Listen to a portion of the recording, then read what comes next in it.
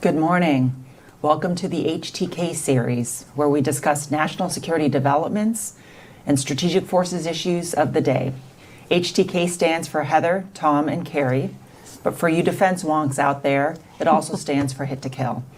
On September 3rd, China held its Victory Day parade to mark the 80th anniversary of China's victory over Japan. The parade not only marked this milestone, but also showcased China's military and nuclear capabilities for domestic and foreign audiences. All service members should faithfully perform their sacred duties, speed up the building of a world-class military, and firmly safeguard China's sovereignty, unity, and territorial integrity. The parade for the first time featured China's nuclear triad, including a new ICBM and long-range missile, as well as AI-powered drones and hypersonic missiles. Several foreign leaders attended the parade, notably Russian President Vladimir Putin, the Iranian President Pezeshkian, and North Korean leader Kim Jong-un. So what new capabilities were revealed? What do they mean for China's strategic forces and posture in the region? How should the United States respond to China's modernization efforts? I'm Kari Bingen, Director of the Aerospace Security Project here at CSIS. Here to unpack these questions, I'm joined today by Heather Williams, Director of the Project on Nuclear Issues, and Tom Karako, Director of the Missile Defense Project. We will ask audience questions as well, so please go ahead and submit those via the homepage. Heather, let's start at the top, and I'm going to bring in someone not here, but a good friend of ours and colleague, Mick Ryan, who is a non-resident with our Australia chair and retired Army general. He actually is putting a piece out on CSIS today, analyzing the parade as well, but he has a line in his commentary, which I'll start with, quote, "Analysts don't watch these events for the music," end quote. But so let's jump in on that. As you analyze what you've seen in images, what you've read, what you've talked to other colleagues about, what were some of the big developments that you saw from this military parade? Were there any surprises, any omissions that might be noteworthy? And then if you can put that into a big picture context, what is the theme to the totality of those showcased weapons? You know, who, for what purpose and targeted at whom? Yeah, people might not watch it for the music, but they might watch it for the showmanship.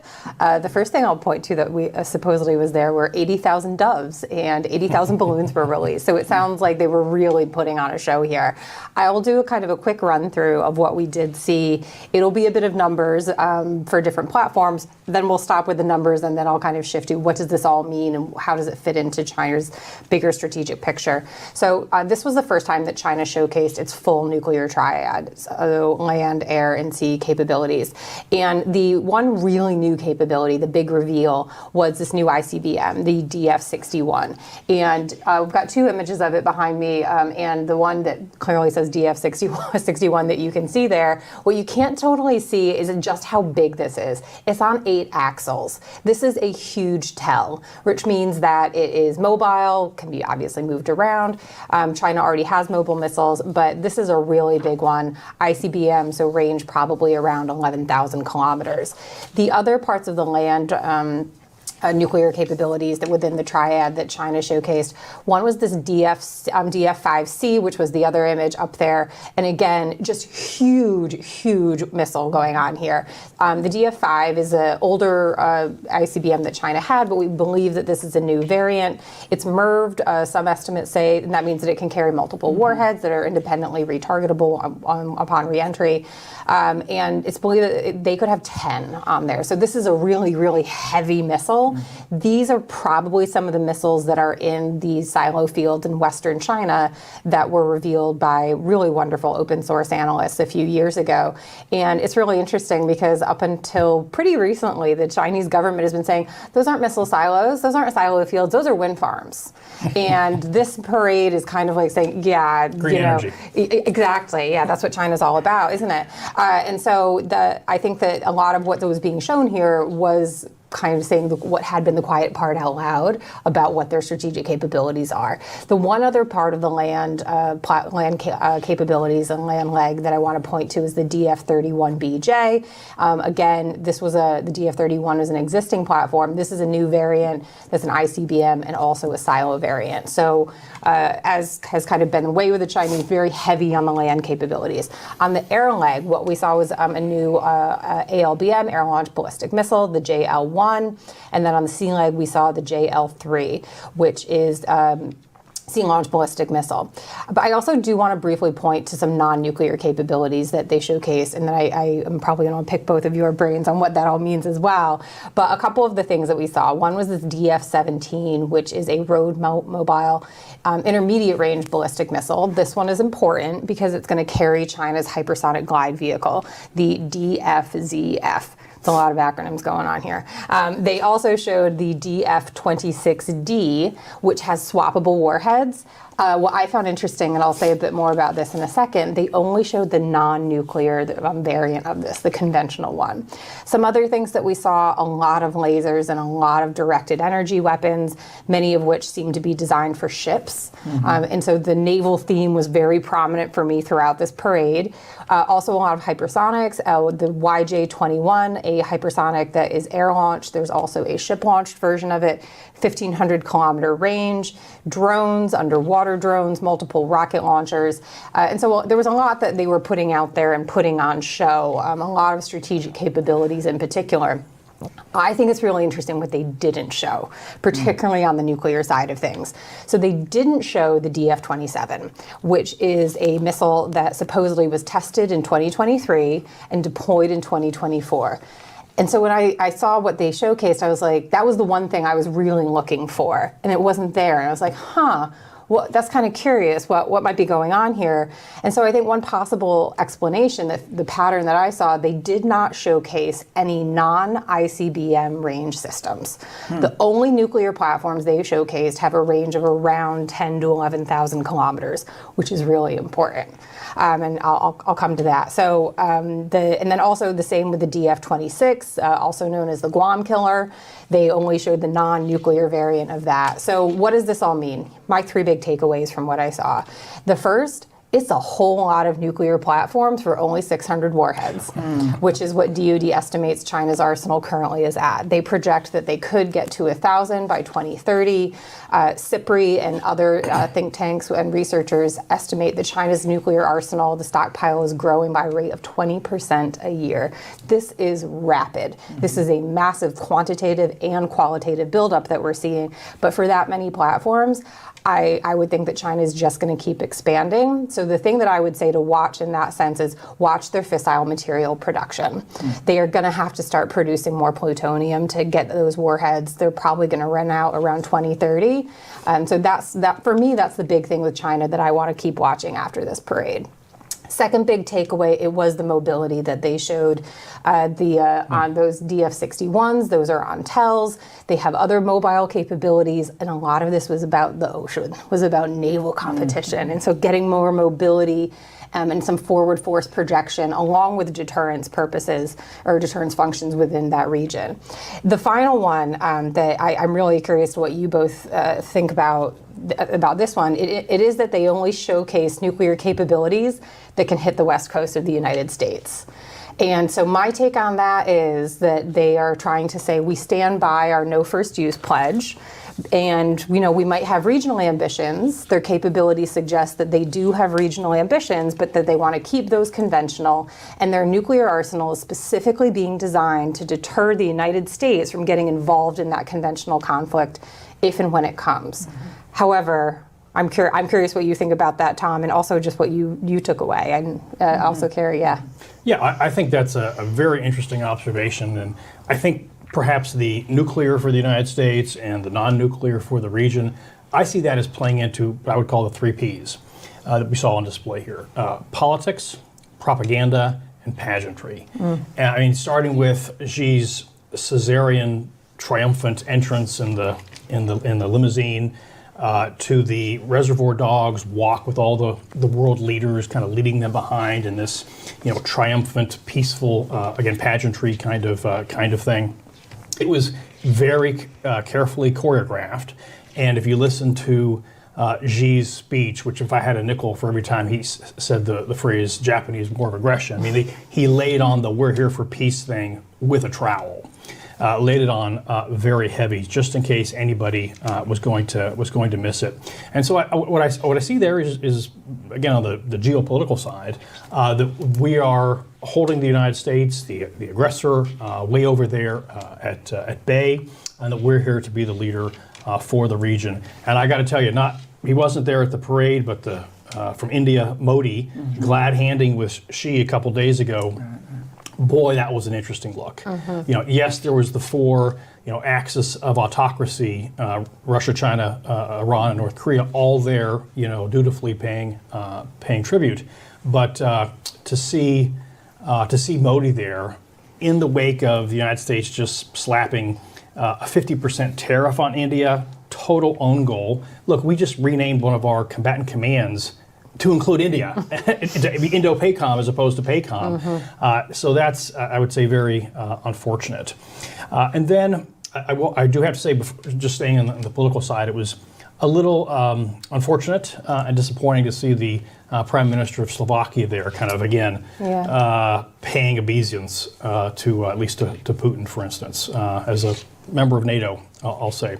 And on a capability side, look, I always look for the conventional strike and the missile defense things first. You're right, they didn't want it to be lost on us that, hey, this is a DF-61, they paint it in big letters just for our benefit. A couple other things. You mentioned the DF-26, right? Why is that the Guam killer? Why is that so important? Kind of going along with the DF-21D, the carrier killer. It's because Guam is so important to U.S. operational plans in the region, and they want to tout that in a big way of holding that at risk. And there was a half dozen different types of low and upper tier air and missile defense capabilities. One of them that was put on display apparently for the first time was this HQ-29. We've heard about this in the People's Military Pilot People's Republic of China reports and the like that we've done in the show, for instance. But this is reportedly a very large, or a couple large, exo-atmospheric ballistic missile mid-course interceptors / potential ASAT capability. I do want to make the observation that if China can have a road mobile mid-course exo-atmospheric missile defense system, I'd kind of like to have one of those as well. That mobility thing is an important one. Sneaking Golden Dome. Transportable GBIs. I think they showcased something like half a dozen air and missile defense systems, both lower tier, upper tier, right? Exo-atmospheric intercept capabilities. Yeah, and in addition to those, they had these probably lower tier HPMs, high-powered microwaves, and lasers. And look, directed energy is useful for various domains, to hold at risk of all kinds of different things, but they appeared to be pulling out some counter UAV kind of capabilities there. I'll just end with a fourth P. And this is a question mark, is how much of this is really real? How much of this is not just fielded, but has a high readiness level and all that sort of stuff? Or is this a Potemkin parade? And I don't know the answer to that, but I think there's at least the question on that front. Well, I want to come back to that, but I'll add my bit of commentary on this as well. And Tom, I was actually, as you were looking at how often they said the word Japan, I was looking at how often President Xi said the word peace. Yeah, and I very much saw this event as China and their Axis partners here, their opportunity to reshape historical narratives as well as present day narratives. So this quote from Xi, we have a choice now of peace or war, dialogue or confrontation, and win-win outcomes or zero-sum games. Choice of peace, I thought, was deeply ironic when he was flanked by Putin and the Iranian president, and Putin's just unending aggression against attack against Ukraine. And the day after the parade, I think he launched some giant drone attack on Ukraine just to kind of dig in the irony. The biggest day of strikes possibly in the war since the very beginning of the war, but let's all get together and talk about peace. But then the other thing I wonder is, you have Xi at the center, Putin standing next to him. how is Putin thinking about this? I mean, this is clearly, was he looking at China's military force now with a bit of envy? I mean, this was a bit of, we're now the preeminent power in Russia, you're now the junior partner. So how did Putin react to that? Some of my big takeaways from all of the different systems and capabilities, Heather, you outlined, were one is this was very much messaging on U.S. counter-intervention capabilities. So anti-ship, hypersonic missiles, torpedoes, that extra large underwater drone, wingman drone. This is, U.S., we can reach you. We can reach you in Guam. We can reach you undersea. We can reach you from air to surface and hold you at bay. Second area was, given all the nuclear capabilities you highlighted and the mobility of them, they very much are focused on a second strike, survivable second strike nuclear capability. And then the third piece for me was the speed and scale of China's defense establishment and the variety of weapons that they showcased. I think, plenty of weapons, a big change from 10 years ago when they last did this kind of parade, but something like a dozen or so weapons were publicly debuted for the first time. So just the scale of what they're doing, as well as the speed in which they've, Xi made it a point of modernizing his military, leveraging advanced technology, and you're seeing that showcased. But it does beg the question, to your point on the Potemkin village, are these systems in production? Are they fielded? What does this say about operational capability and warfighter readiness? Yeah. I don't know if either you have thoughts. Yeah, I mean, a lot of, at least on the nuclear side, a lot of what they showcase, we don't believe, I haven't seen in any of the open source reporting that it's been tested. So the DF-61, we had no reports of that at all, really, and so no reports about whether or not that's been tested. And so a lot of what they were rolling out, I have a lot of questions about readiness. Some of their previous platforms, they have had some testing challenges, and so I think we're absolutely right to question that. But just to pick up on your point, Kari, about optics, particularly for Putin, does Putin have a little bit of envy going on here? You talk about having a lot of nuclear capable platforms. The Russians have a lot. The Russians have a lot of dual capable platforms, but that Reservoir Dogs image, I love that reference to it. Xi is always in the middle. He is flanked by Putin, and then he has Kim on the other side of him, and it was very clear this is a China show. This is all about the Chinese Communist Party, their leadership amongst this axis of upheaval. One thing that did jump out at me was in a lot of the images I saw, maybe it was just coincidence, but the Iranian president was not as visible in all of them. And when we, sitting here in DC, talk about the axis of upheaval, it's usually those four, Russia, China, Iran, DPRK together. And Iran seems to be a little bit, was like the junior partner in all of this. So that made me wonder, following the 12-day war, if those are your allies, they didn't They're not really putting him center stage. They weren't great friends. So let's just say during the 12-day war, in the way that Tehran might have been expecting. So you said Potemkin arsenal. I see this as a bit of a Potemkin alliance. This is not something like NATO. This does not run deep in terms of coming to each other's aid, collective security agreements. It very much seems to be an alliance of convenience. Nonetheless, the optics of them all together looking at this massive Chinese arsenal sends a very strong message to the U.S., to the rest of the world, that this is not just about the U.S. military and a U.S.-led world order. There is an alternative order that we are forming and that China is leading.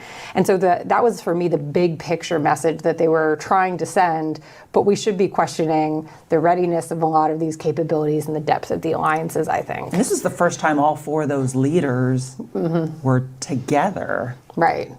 But that kind of group walking, you saw the leader from Belarus, for instance, kind of dutifully in tow, and you saw the Slovakian way in the back, kind of, trudging along.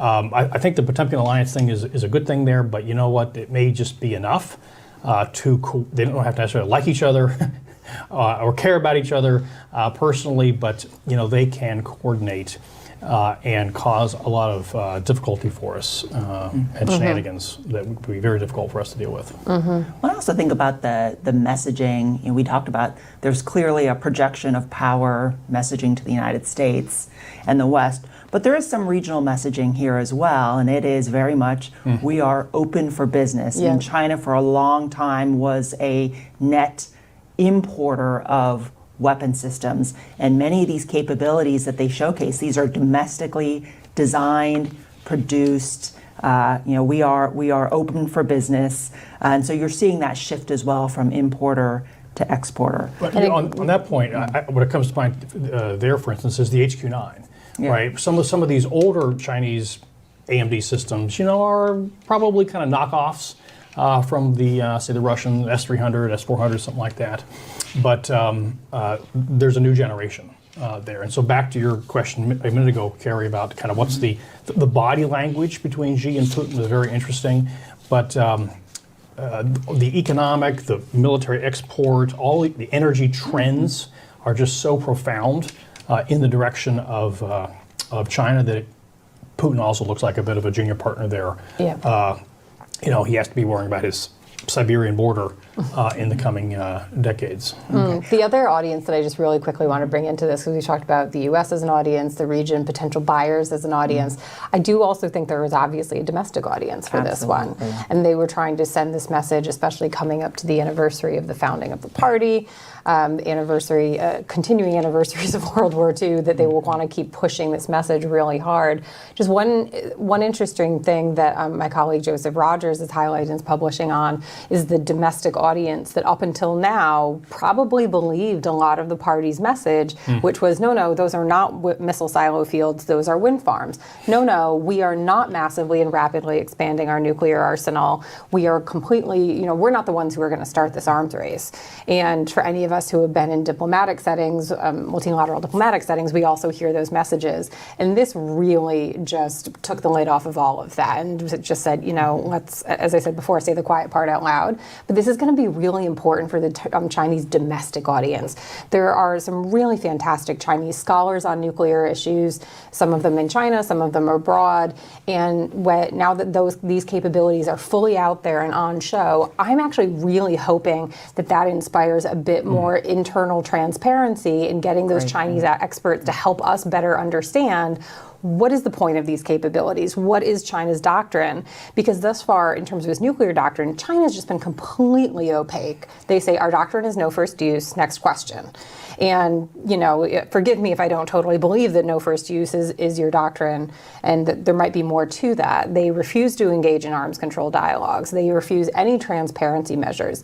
And so now that this has been put out there, I hope that some domestic experts, I hope that the rest of the world, I hope the global south starts asking them some hard questions. Like, if you really have no first use, how can we verify that? How can we come see that? Why do you have this many ICBMs? Why do you need that many MIRVs on your ICBMs? And so the international community, particularly in multilateral diplomacy circles, really needs to be asking a lot of questions. That ties in well to a question from the audience. This is from a Japanese researcher who asks, from the observation of the lineup of all of these weapons in the parade, do you see any possibility of a change in the PLA's doctrine, particularly related to nuclear forces? I mean, for me, no, because it wasn't really clear what their doctrine was. No first use is, you can say that that's your doctrine, but when you are building an arsenal and you are demonstrating some regional and geostrategic ambitions that might rely on threats of first use, it really begs plausibility there. And so I take this as just yet more evidence that we need more transparency into what China's intentions are for its strategic arsenal. In the absence of that transparency, you really have to forgive the U.S. and its allies for assuming a worst case scenario, which would be intentions towards Taiwan, nefarious intentions towards U.S. allies in the region, and wanting to threaten the United States with nuclear weapons in the event of a regional conflict. And so if China continues to be opaque and to refuse to engage in any sort of dialogue on this, then that, as I said, I think it is reasonable for the U.S. and other countries and allies to have to assume the worst. So I would say in terms of all that, I think that's exactly right. Again, in terms of the messaging about the nuclear force, it would appear to be, look, we're trying to make the world safe for a conventional war that we can fight and win. That China can fight and win. Number one, that's why, for instance, I paid attention to the anti-ship missiles, so conspicuously on display to hold U.S. military and allied military maritime capability at risk. And I'll go back to your comment about the audiences. First of all, on the domestic audience side, I guess I'm a little less sanguine in the sense that, when I see thousands of folks dressed in white clapping in this meticulously choreographed way, had very North Korean vibes on that front. And I guess I can't help but think that they're pretty good at, with some notable exceptions, pretty good at population control and pushing people down. And so, yes, there may be some glimmers of insight of what they're really up to, but I think they've done a pretty good job of the propaganda piece of this. And then on the international side, what this makes me think about is when China hosted the Olympics, and they put out tons of money into the pageantry of hosting the Olympics, and one of the results of that was more foreign investment in China after that. Like, wow, this is important. This is a growth area. So it's going to be interesting how this is perceived on the outside. So there's another question that came in, and I'll frame it here by saying, we are less than 2 years away from 2027. So China is showing us that they are on track from a military readiness perspective, right? Xi charged that his military forces should be ready or prepared come 2027. So the question here is, if the PLA's new and existing anti-ship, anti-air, and maritime capabilities, do we see these eroding the U.S.'s qualitative edge in these domains? And what will this mean for U.S. regional deterrence and escalation strategies? So now let's talk about the security implications for our capabilities, our posture, our investments. I guess my reaction is kind of like Heather's a minute ago, which is there's pictures here that we may not have seen before, but we kind of knew a lot of all of this was already kind of in development or already kind of there. Again, back to the previous reports put out by DoD and other folks. So not a lot of big surprises. It's just new pictures that kind of go along with it. And so not necessarily in itself a change of either doctrine or oops, they've got some new thing we didn't anticipate, as much as it is kind of a ratification.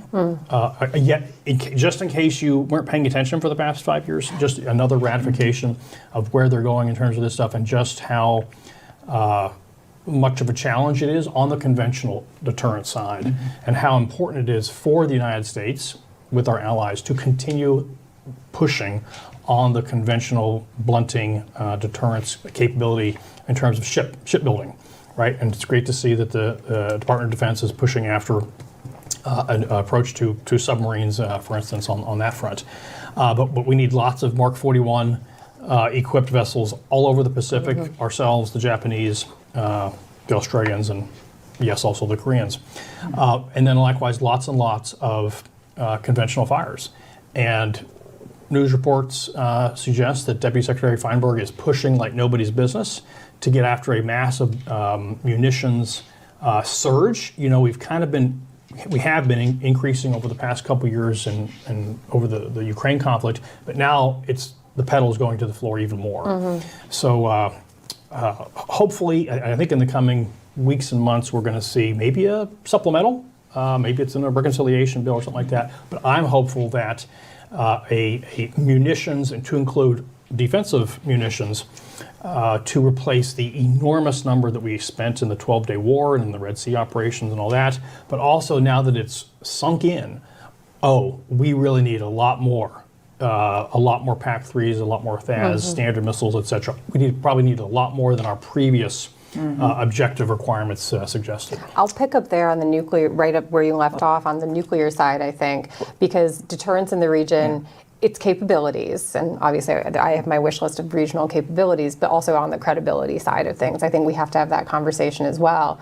But on the capability side, this is, all, to me, this demonstrates all the more the case for regional things like SLICAMEN, which I'm still waiting for the. Oh, are you for SLICAMEN, Heather? I wasn't sure. Okay. Yeah, I know. Like every episode, I'm like, how about SLICAMEN? But also, we're still waiting for that EO. Right? I still am waiting for that EO. I think I might be waiting for a while. But also things like nuclear standoff capabilities, because the difference, obviously, in the Indo-Pacific and our Indo-Pacific alliances from Europe is in Europe there are forward deployed U.S. nuclear weapons, and there is a NATO nuclear mission to accompany that. And in the Indo-Pacific region, we don't have that.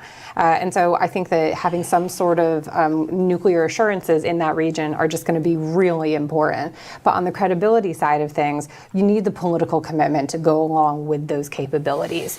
And so things like, continuing to participate in dialogues with the Japanese and South Koreans, things like AUKUS, those are really important signals to say, even if we do have these additional capabilities, there's a political commitment that comes along with them, and that is what should really not only deter the Chinese from causing mischief in the region, particularly with our allies, but also reassure those allies as well.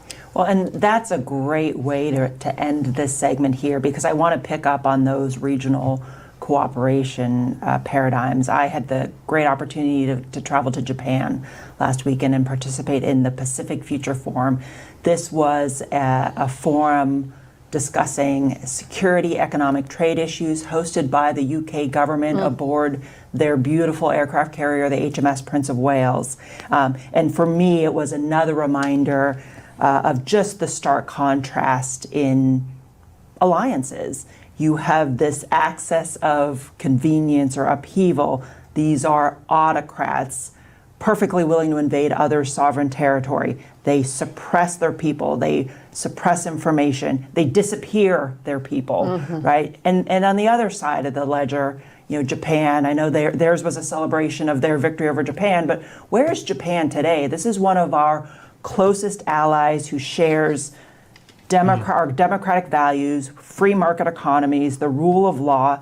And this conference over the weekend with the Brits, the Japanese, us, other regional partners, we were discussing just how intertwined our security and economic interests are in the Indo-Pacific, in the transatlantic, how we deepen military cooperation, not just through parades, but really at a system, data, interoperable level. How do we bring our industrial bases closer together in partnership? So things like AUKUS is a great example of that. How do we better exercise together, but really at that interoperable level, not just in showy parades? And for me, that's really the measure of alliances, and then the combinatorial capability that we bring as partners. Can I just say, I perfectly agree, and that plays into, Heather, your comment about commitment. And I'm going to perhaps end on a slightly less optimistic note, which is that we've got lots of our capability. American hardware has been proven to the hilt in various conflicts. People understand its capabilities, but there's questions about capability. What comes to mind here is, how many rolling 2-week windows are we going to give Putin in Ukraine? We keep hearing about the White House being disappointed about Putin, not meeting with Zelensky, not honoring a ceasefire, all this kind of stuff. So he has 2 weeks, right? And so it's the commitment and it's the credibility that I still have some concerns. Well, then I'll take us to a positive note to end on, or I'll at least try to, which is, if we really want to draw on the strength of those alliances to show a response and stand up to this axis of upheaval, however superficial or deep it runs, I think the pathway forward for that is bringing together those two theaters of alliances. And the positive note that I would put out there is that NATO is already moving in that direction. If you look at the UK Strategic Defence Review, for example, it fully recognizes how much security in the Indo-Pacific is in their national security interest as well.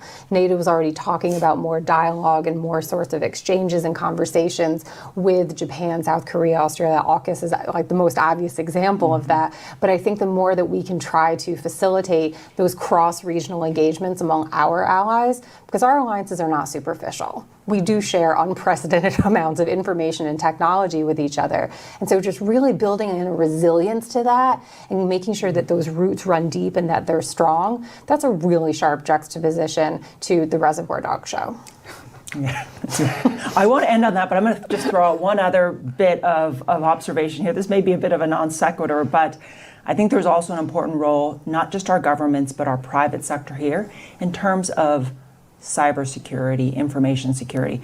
There were several images up there that looked eerily familiar to some of the weapon systems IP that we problems. have. Yeah. So exactly. There may be a stealthy drone there that looked a bit familiar, another air-based drone that looked familiar. So I think this is also a good reminder for us and our partners. The Chinese are after our advanced technology and our intellectual property, which to me still tells us that we have phenomenal technology. I think we still are in the lead from that perspective, but we have to watch our six because they're after it. And so security, we have to technology protection, industrial-based security, cybersecurity, all those things do matter. And it's not just us, but it's our allies as well that have to take the same approach. So on that note, cybersecurity, on behalf of all three of us and our programs, thank you all for tuning in. Thanks as well to our superb teams in the missile defense, Pony, and aerospace programs. Thanks to our streaming and broadcasting team. So stay tuned. We have more joint discussions coming up